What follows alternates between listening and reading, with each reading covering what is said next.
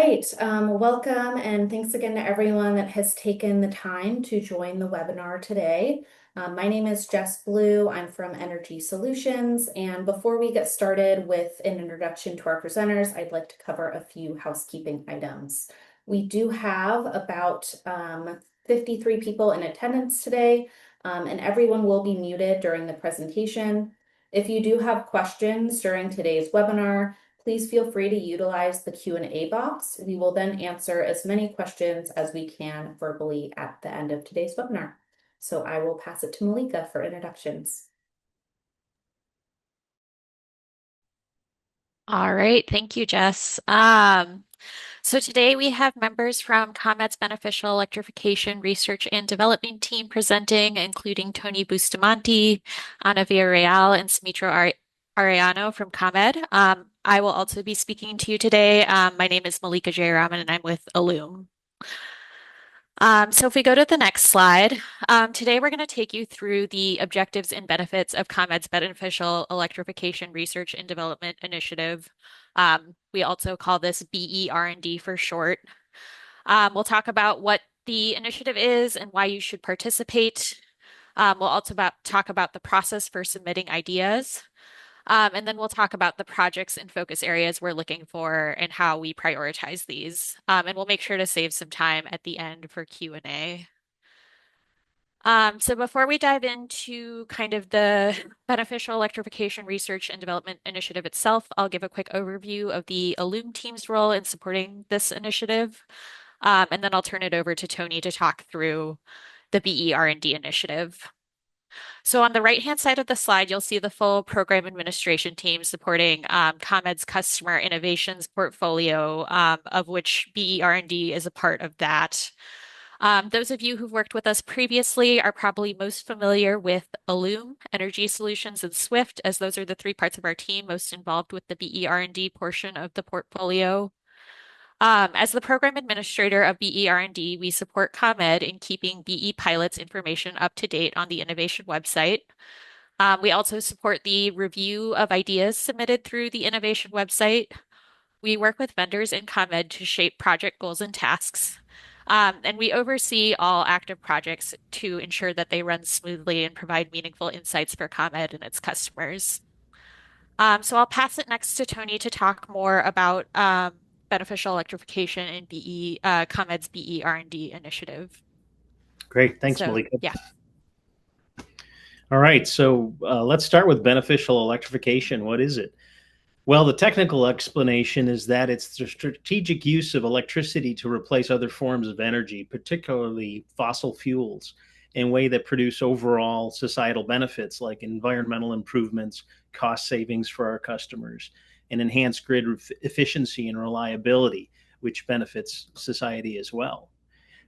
So therefore, beneficial electrification really serves to increase the adoption of EVs, reduce greenhouse gas and surface pollutant emissions, improve electric grid operations, manage electric load to better align with supply, lower customer costs, and reduce fossil fuel use.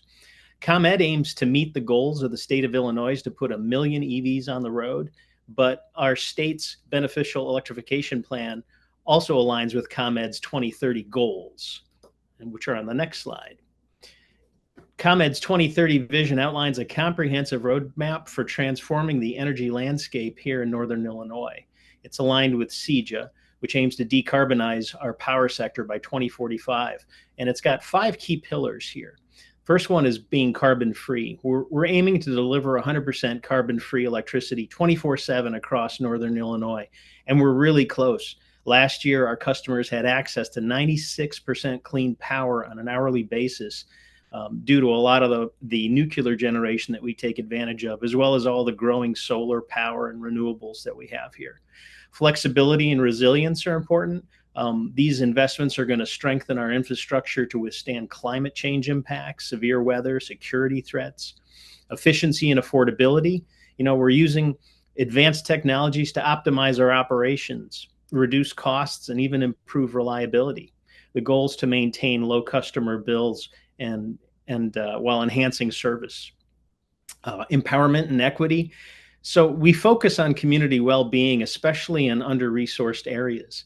For instance, our air quality monitoring data, the pilot that we're wrapping up this year, really helps us to helps inform where we should make EV infrastructure investments or EV rideshare programs to help reduce pollution in these heavily polluted areas that drive a lot of health issues for kids, especially.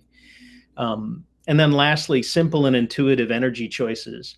We really want our customers to have access to clean energy options, including solar, wind, and battery storage. And we want to make the switch to low carbon energy and making those decisions seamless and secure. Next slide, please. So ComEd's beneficial electrification plan spurs the adoption of beneficial electrification technologies and delivers strategies to deliver benefits to customers, to the grid, and to the environment. And specifically, the beneficial electrification R&D team that I lead investigates concepts that explore or demonstrate new ways to make electric vehicles and electric vehicle charging more accessible, affordable, and effective for all customers. This includes everything from light to heavy duty vehicles to EVSE equipment that can link with special EV energy rates based on dynamic pricing, to optimizing charging and load management of EVs for residential and commercial customers. But the company isn't just limited to those areas. BE Plan 2 directs us to focus our R&D efforts in 8 specific areas. There's air quality monitoring, backup power capabilities, curbside charging, electric vehicle management systems, energy management systems, residential optimized charging, rideshare, V2G, and submetering. So why should you participate? Well, we've got about $11 million through 2028 to pilot innovative beneficial electrification R&D projects. That's some serious funding that can really support some really robust pilots. These are not grants just given out. They're dollars that ComEd will control for pilots that'll be managed by ComEd program managers, but they're going to be used to fund the work of implementation contractors like some of you who may be selected to deploy chosen pilot ideas that get submitted. Oops, I think we're a few slides behind, Jess. We're on the slide 11, benefits. Beyond the benefits that your ideas might bring to people throughout Northern Illinois, there's other benefits to your organization. You could receive funding from ComEd to conduct research and pilots that you may not have the resources to deploy on your own. You could establish a relationship with ComEd, even if it's just at first a first chance to get some face time with some decision makers and engineers and program managers over here. You'll gain resources and collaborate with ComEd's program teams. They're some of the most talented folks in the industry and some of the greatest innovators. If selected, you could complete a utility-funded project and have a ComEd-branded report, which can look pretty good on your company's resume or customer list. And you'll help ComEd identify, test, and scale solutions that work for all of our customers in Northern Illinois. Again, you can be a part of the solution to exponentially growing energy needs, GHG mitigation, the market adoption of EVs, and maybe even the deployment of an entirely new product or service. Lastly, you could reserve a future role in pilot transition and program implementation and become a real partner with ComEd. Next slide, please. As one of the nation's largest initiatives of its kind, ComEd's customer innovation offers an ideal testing ground in a service area comprised of 4 seasons, a diverse urban and rural population, a mix of residential and commercial customers, and a commitment to scale programs that effectively help us meet our goals. So if you're dialed into this meeting from another part of the country, our service territory in Northern Illinois may be a great testing ground for ideas that might not work as well in the area where you are. I'm going to hand the mic back to Malika so she can walk through the idea generation process for our Plan 2 pilots. Thank you. All right, thanks, Tony. So now I'll talk through how ComEd's BE R&D initiative actually works. So if we go to the next slide. So the backbone of the BE R&D process is our idea map. This is a database of ideas that we maintain across the customer innovations portfolio. And currently we have hundreds of ideas in this database that have been developed internally or submitted externally by various parties over the years. This is the mechanism, the idea map is the mechanism that we use to compile, review, and prioritize projects for ComEd funding. Today, the idea map mostly consists of energy efficiency projects since we've been able to accept these ideas since 2018. But one of our goals with the webinar today is to start to expand the number of ideas that we're receiving related to BE R&D, which we've been able to start accepting as of July this year. So throughout the year, our team is gathering and generating ideas. Our ideas come from three main sources. The first is ideas that ComEd is developing internally based on research needs and strategic priorities. The second source of ideas is vendor submitted ideas. And then the third source of submitted ideas is ideas from stakeholders. So we want to emphasize that you don't need to have the capabilities to implement an idea on your own in order to be able to submit it to the innovation website. We want to see ideas from a broad range of organizations, whether that be startups, community groups, or even potential participants come through this process, so that we're able to cast a wide net and understand the universe of solutions ComEd may consider implementing for both its customers and for Illinois. And we typically fund projects through three channels. These include issuing RFPs, issuing RFIs, and then idea submissions from vendors. So if we go to the next slide, how can you submit an idea to BE R&D? So I want to emphasize that the best way to have your idea considered by ComEd is to submit it through our web portal. We love meeting you and hearing your ideas in person or by phone or by email, but the reality is our team receives a lot of this type of outreach and it's easy for ideas to get lost when they're coming in through all of these different channels. So by submitting the idea through the website, you're guaranteeing that ComEd and the program admin team will look at it and that it's part of our idea map database. I've included a link for our web form on this slide. There's also a QR code on the next slide that will take you to that web form. In addition to the link to the idea submission page, I've included our email where you can send any PowerPoints, case studies, or other attachments that you want to share with your idea submission. We're working on a way to accept those through the website, but for now, we're asking folks to email those separately. So when you submit an idea, you'll receive an email confirming that we've received the idea within 72 hours of submission.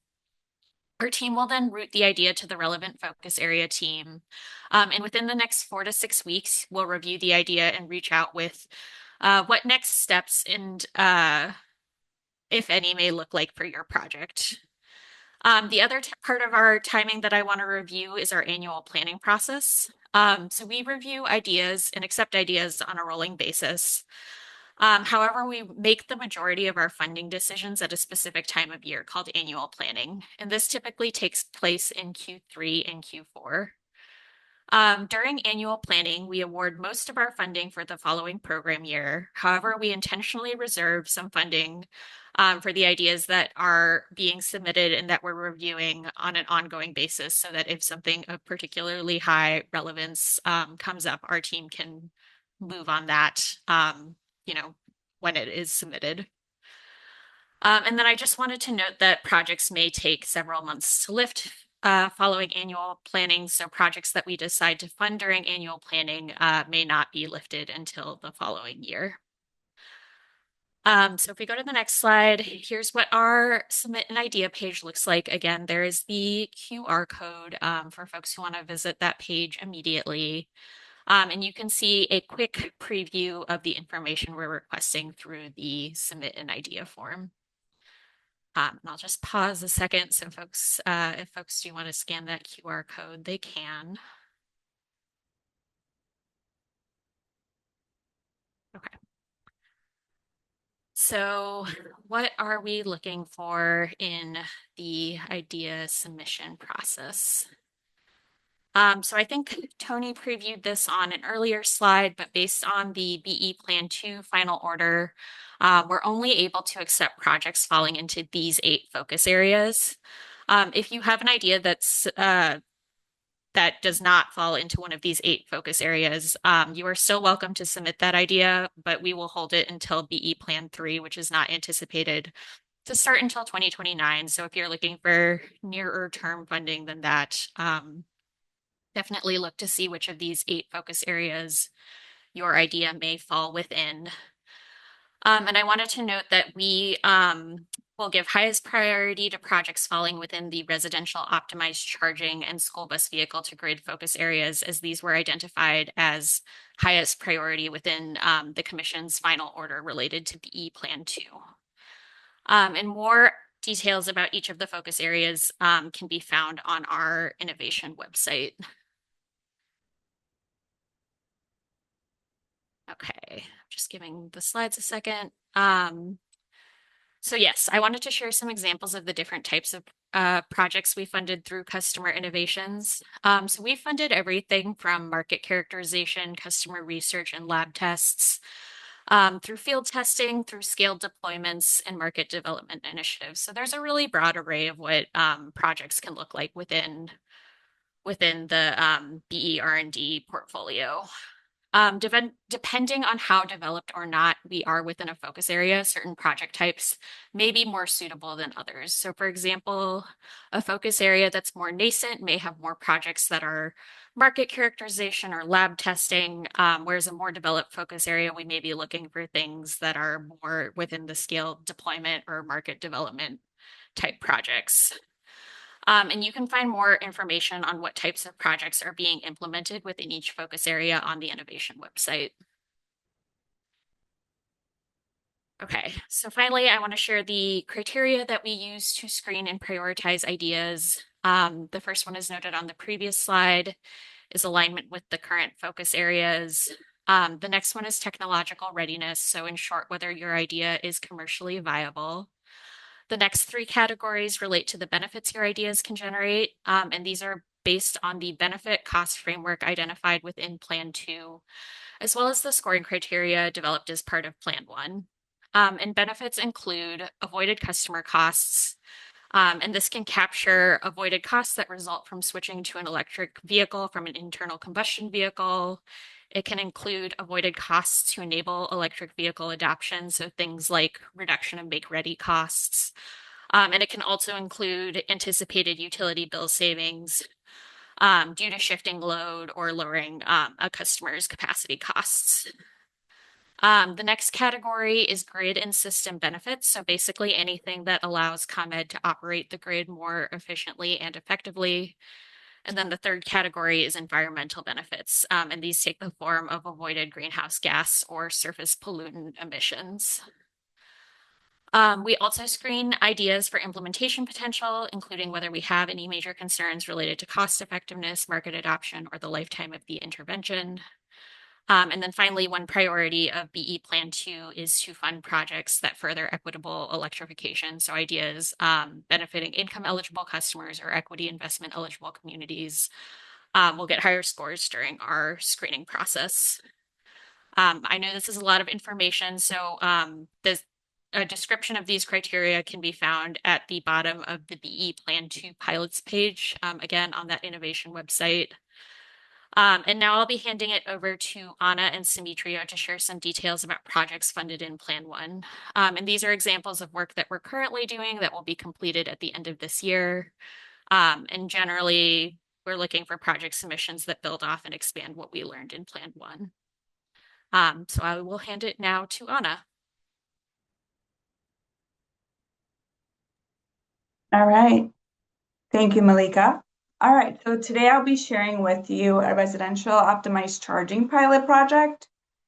This pilot is focused on home-based EV charging. What we're really trying to understand here is, can we make EV charging smarter and more efficient with it without making it harder or less convenient for our customers?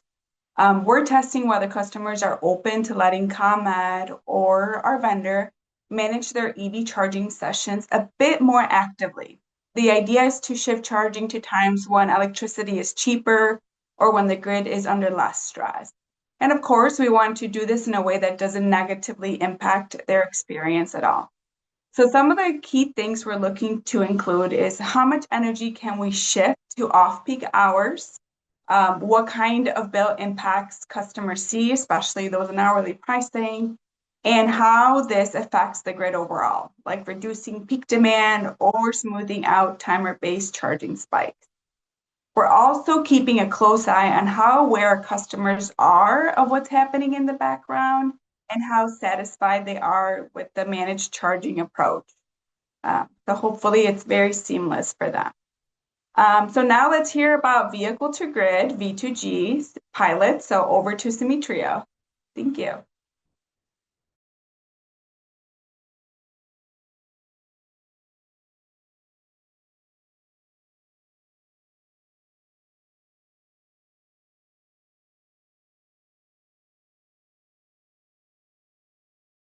Hi. So this is the vehicle to grid project that we are also working on in terms of BE Plan 1. And this pilot looks to highlight the technical feasibility of using electric school buses for viable energy storage sources to put energy back onto the grid to help reduce peak load and achieve higher stability on the grid. We're currently working with 3 school districts on this pilot, and we're looking to test to make sure that the buses are viable and determine any technical issues that we might face when implementing this into a larger scale program and what that would look like in terms of benefits. So we look to assess the performance, stability, and reliability of utilizing these electric school bus batteries, understanding their impact on the grid, and identifying any environmental gains such as greenhouse gas reductions and air quality improvements in the process. So with that, I'll hand it over to Malika.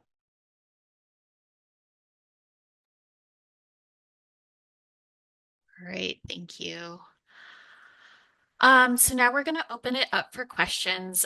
You can submit your questions through the chat feature. I know we've had a few questions come in via that route anyway, or so far, sorry.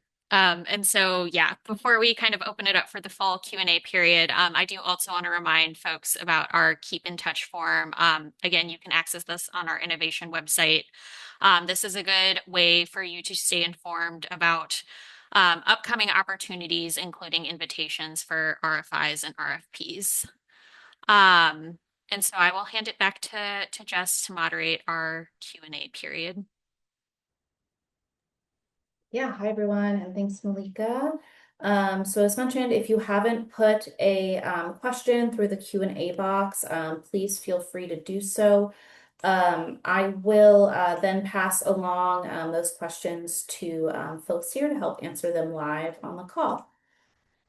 So I do want to direct, or at least just read out 2 of the questions that we have gotten so far. So the first being, will today's presentation be distributed after the call? And yes, we will be uploading a recording of the presentation to the Innovation website, as well as post the slides.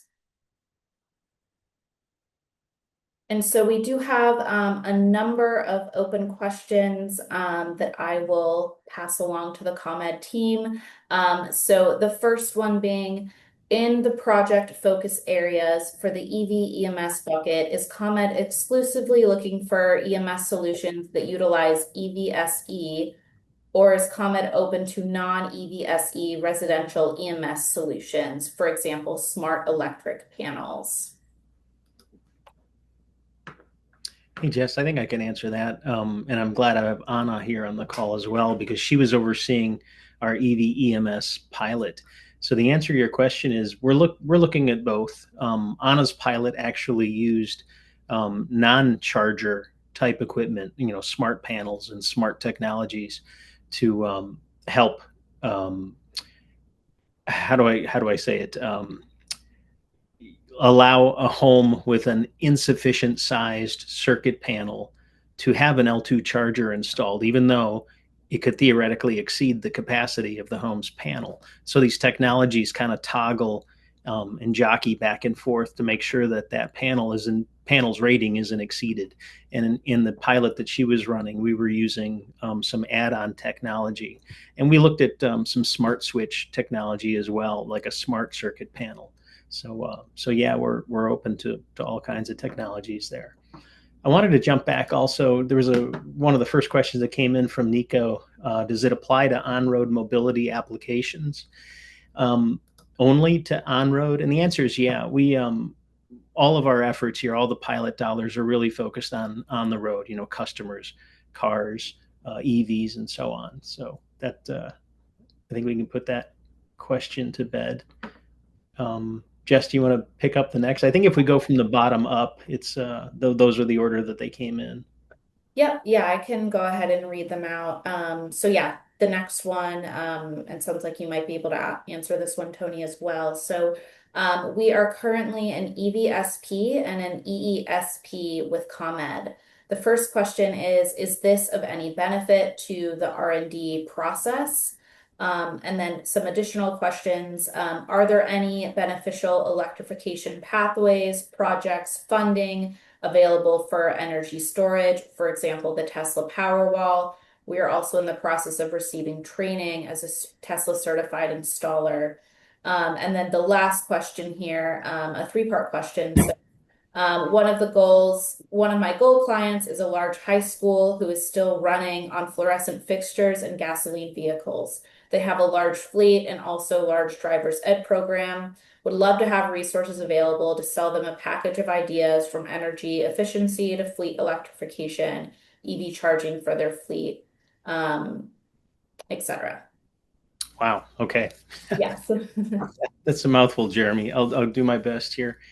Um, I'm not sure there's well, I think the only advantage you might have being currently an EVSP and an EESP with ComEd is that we're familiar with you and your company. So it's always nice to know to have a familiar face and someone that you can work with.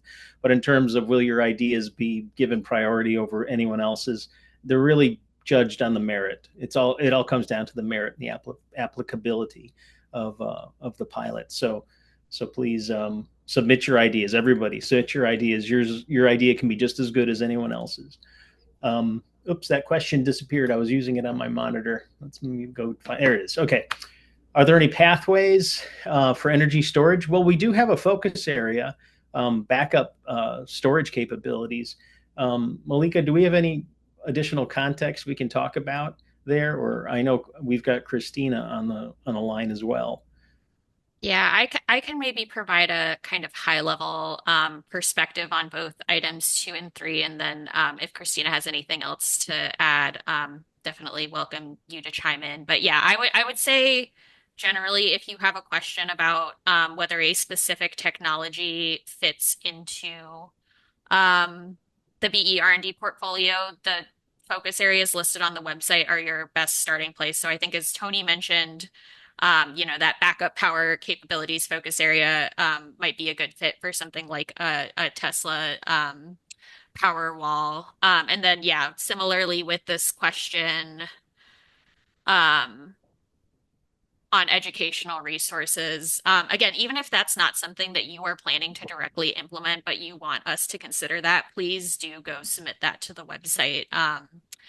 Because that just helps us know kind of what people are needing within the market, and we can work on the development of ideas related to those things. So that would be kind of my high level guidance on those 2 items. Thank you. Thank you. His third question was about one of his clients, and we're talking energy efficiency, fleet electrification, charging, and so on. Yeah, so this doesn't sound so much like an idea, but a request for rebates and assistance. And I know we've got folks in the energy efficiency department, engineers that come out and assess and talk and can help you plan to apply for rebates to obtain energy efficiency upgrades and so on. And we've got our own. I don't know if Tom Skoski is the one that does fleet like school bus rebate processing. Christina, I don't know if we've got a person that perhaps we could have Jeremy reach out to, but we can certainly send you that information after the webinar. Funny, 100%. Okay, great. Thank you. Let's try tackling the next question. Yeah. So we'll go down the list here. So next question, what is the best way for community-based organizations to engage? Wow. Well, I they can, can. I'm sorry. Go ahead. Oh, sorry. Yeah, I can chime in on that one as well. Which again, just plugging, like, please submit ideas to our website if you're looking at those 8 focus areas and you're a community-based organization and you know that there's a need that your community has related to those 8 focus areas. Please submit that to the microsite. Our team will work on developing that idea internally. Um, and assuming that we assess that it is something that is aligned kind of with ComEd's overall needs and priorities. That's the best way for us to kind of hear from you what your communities are looking for. All right, thank you. So next question, is there any update on the results of the air monitoring pilot in the current plan? That pilot is wrapping up before the end of this year, and we will post an executive summary of results to our public-facing webpage, so you can always stay up to date there. But I don't think we have any results to share yet because the analysis and the collecting is still occurring in the field. Great, thanks, Tony. So next question, what are the timelines the pilots will work within? 1 year, multiple years?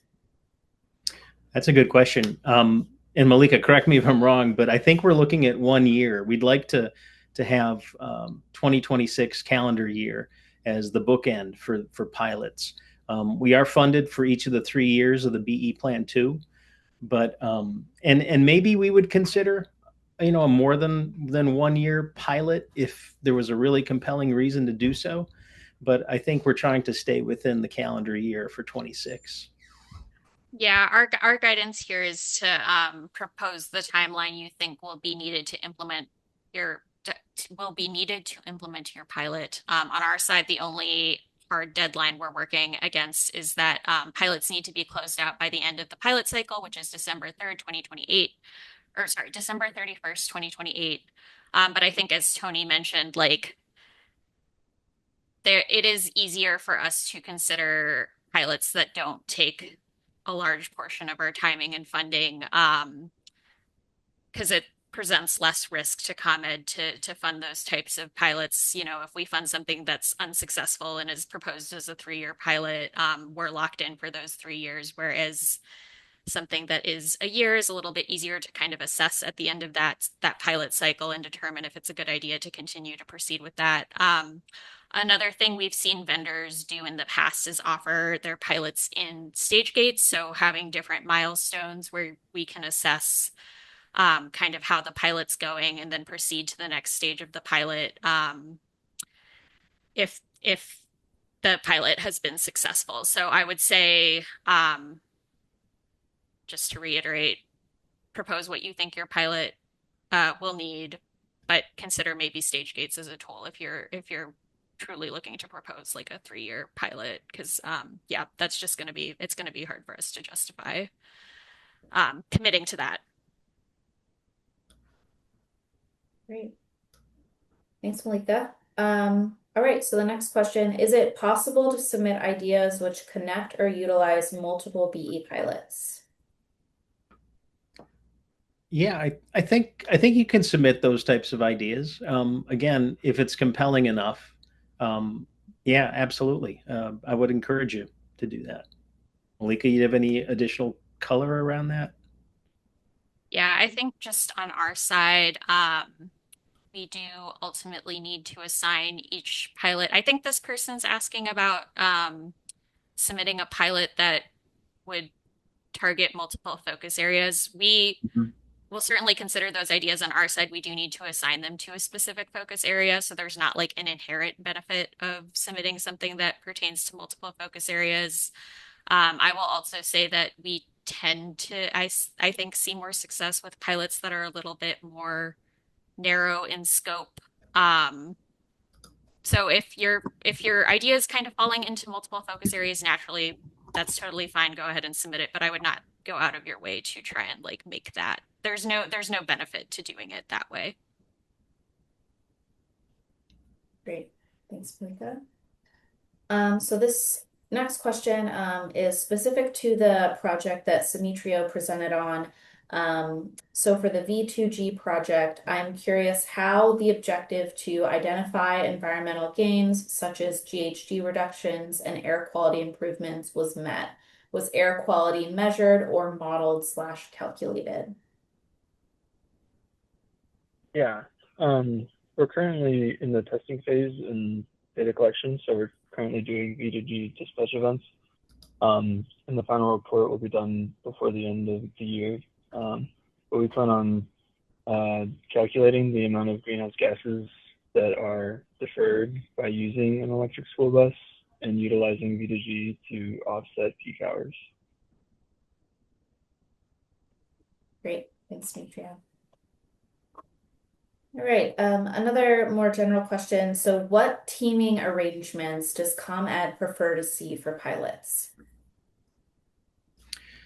Gosh, we accept ideas from single vendors who can do it all in-house. We work with many vendors who have the ability to not only deploy pilots, but conduct the research.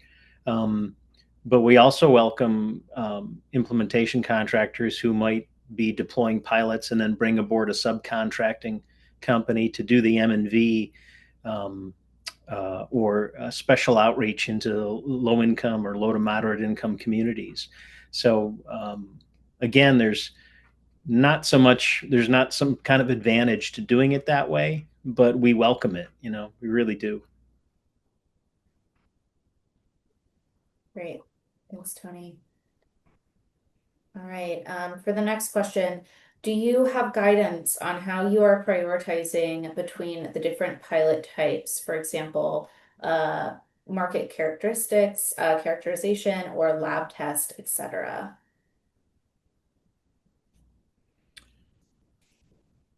Yeah, I'll let you go and tackle that one, Malika. Okay. Yeah. I would say again, it is dependent on how developed a focus area is and the needs of that focus area. So, there's no like hard and fast rule, but I think things that like tend to be more nascent require more things like market characterization and lab testing because we don't have the information on our side yet about, the size of the market or how viable the technology is, how the technology performs, I should say.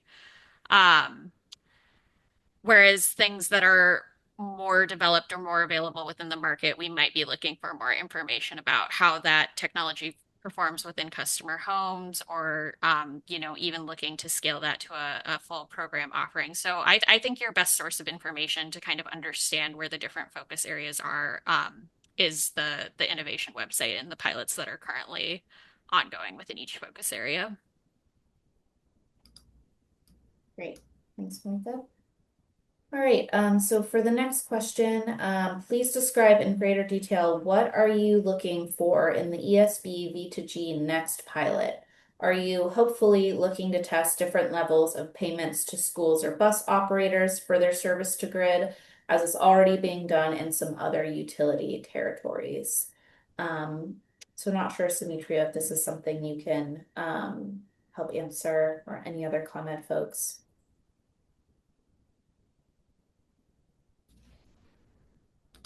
Yeah, I think for like the next stages, we're kind of looking to do, or I should say for this stage, we're trying to make sure that we have everything for the technical feasibility of this technology. And then for BE Plan 2, kind of expand on the other use cases and understandings that we can leverage for a larger program. So I think that'd be a good thing to kind of enter into the BE Plan 2 ideas. If you have ideas on how we would want to go about a program or a pilot that would better understand the compensation models, I think that'd be a good idea. Great. Thanks, Demetria. So for the next question, I understand that ComEd will provide capacity and resources, but once you submit your idea or it is selected, who owns the idea of IP? What is the R&D agreement with ComEd around commercial transfer of the IP?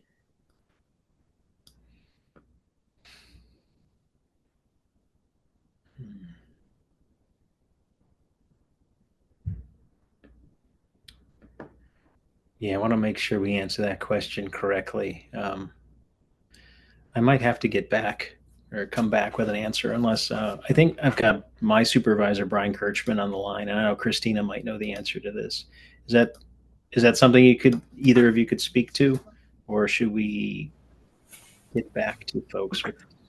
Yeah, I think that one's just going to be dependent upon how the idea develops, right? If someone's coming to us with an idea or with IP, obviously we want to make sure that we're protecting that and helping to drive that forward. So yeah, I think it's just dependent upon the submission of the idea, and we can certainly work with folks if you want to explore any of that or any of the NDA components of that before you get too deep into an idea. All that's possible.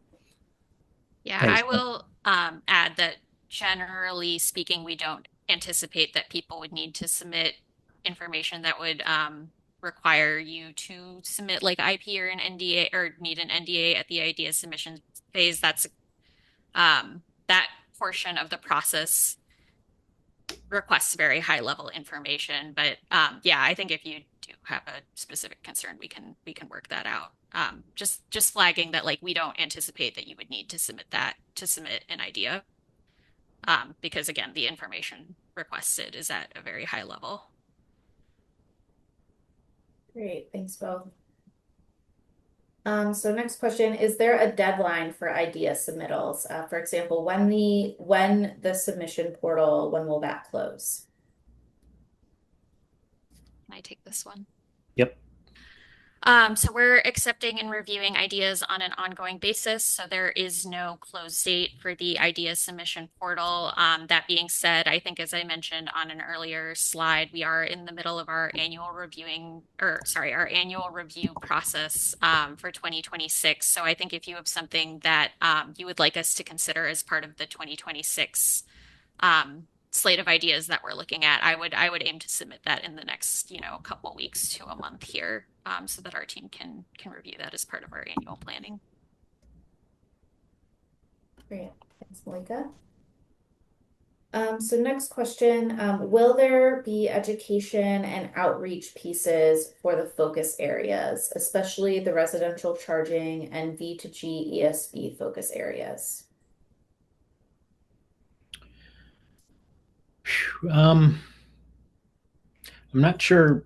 I could interpret this question a couple of different ways. I think um, there's always going to be a certain amount of education um, when you're conducting a pilot, because we try to solicit customers to enroll, and they need to know what it is that they're enrolling for, they're volunteering for.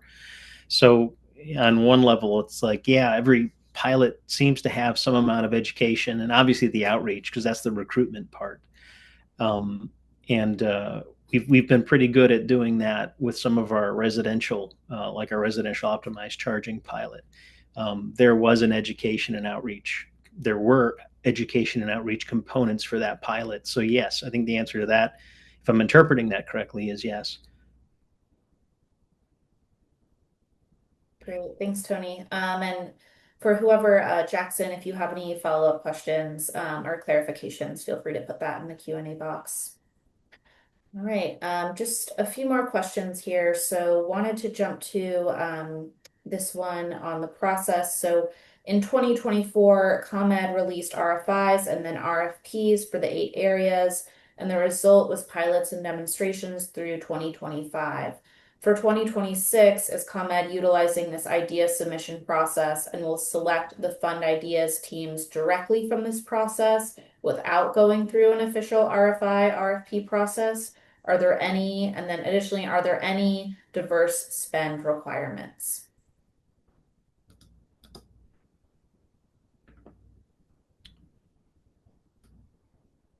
You want me to take the RFI, RFP portion of that question? Sure. Sure. Thanks, Malika. Yeah, so within Plan 1, yeah, we were required to go through an RFI and RFP process for the 8 focus areas. So within Plan 2, the process is now shifted to where the idea submission process is one of multiple pathways we can use to select and fund ideas.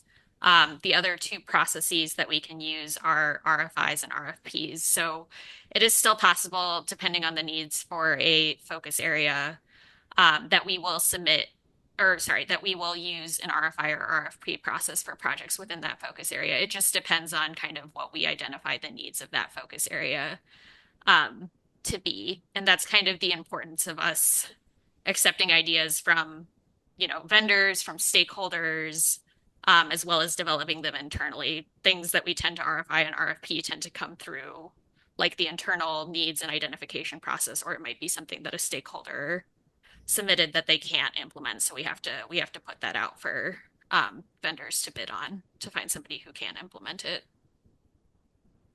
There are instances where we may not put it through that process, though, right? Correct. Yeah. And typically those are smaller scale type pilots. When we're talking big dollars, that's when we really have to um, show care and make sure that we bid it out and get information and get proposals to really maximize the value that we're spending. Yeah, thank you for that clarification. I just want to make sure, Tony, did you want to speak to the diverse spend portion? I'm sorry. Yeah, this question that I'm reading got all jumbled at the bottom, and I can't read the last sentence. All I can see is diverse. Are there any Yeah, diverse? the question was just, are there any diverse spend requirements? So from speaking from company, the Exelon perspective, our parent company, all the things that we do, we have a diverse spend target. And so, yes, diverse spend matters. Your idea won't be dismissed if it doesn't include a diverse subcontractor, vendor, or if you're not a MWBE company, your idea is not going to be discarded. Well, certainly, you're going to review it. But Exelon does have corporate goals. ComEd does have corporate goals to ensure that our dollars are spent, among the communities that we serve, and that we help diverse businesses as well as communities. So no requirements, but we highly encourage the diverse spend. Great, thanks, Tony.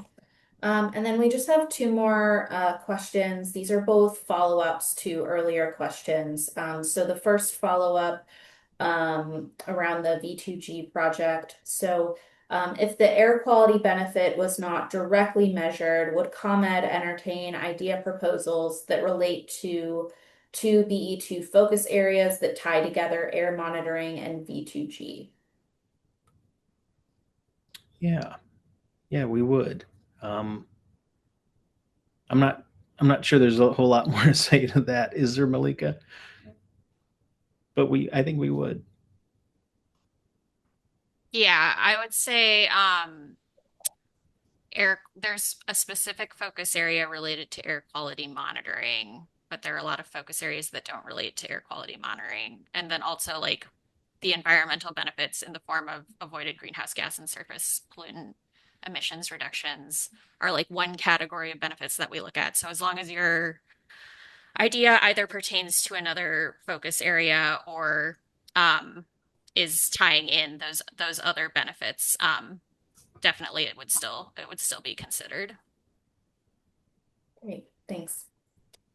And then a follow-up question to the IP question. So just in general, when we submit an idea that is selected, does ComEd then own those ideas? I don't think we do. Correct me if I'm wrong, Malika or Brian or Christina, but no, not at all. I just want you to know that we do get a lot of different ideas, and it's possible that some people may submit similar ideas or the same idea, but we certainly don't claim ownership of those ideas. So, good question. And then one last question. So how will your initiatives differ from activities at other Exelon utilities such as BG&E? Wow, that's a good question. Wasn't expecting that one. Malika, you got an answer for that?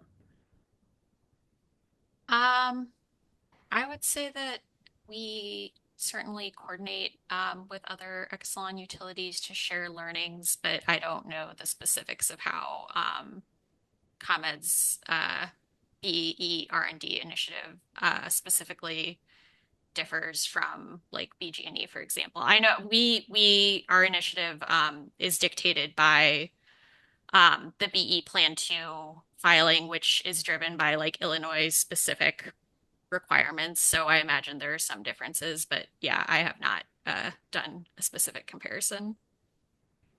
Yeah, I would agree with that. On the flip side, or the opposite of that question is, if an idea gets deployed out here as a pilot and it's really successful, there's a potential for this to migrate to our sister utilities.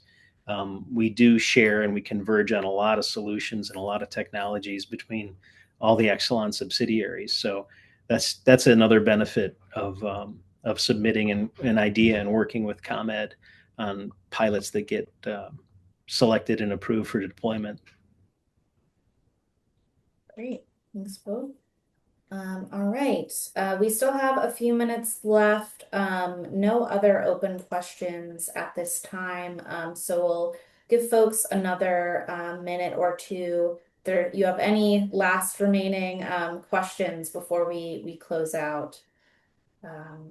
Malika, and Jess, they can submit questions through our innovation facing website, right? I mean, if they have a question they think of after this webinar is over, are they able to send it in and get a response from us?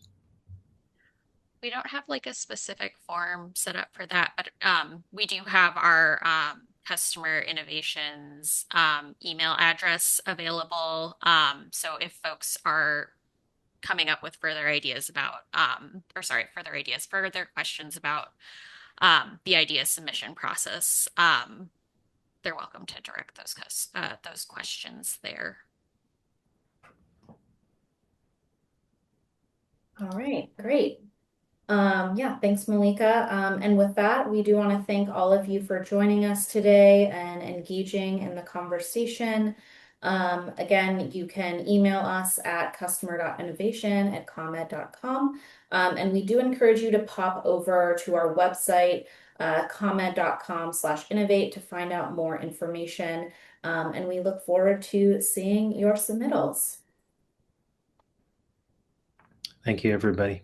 Thanks so much.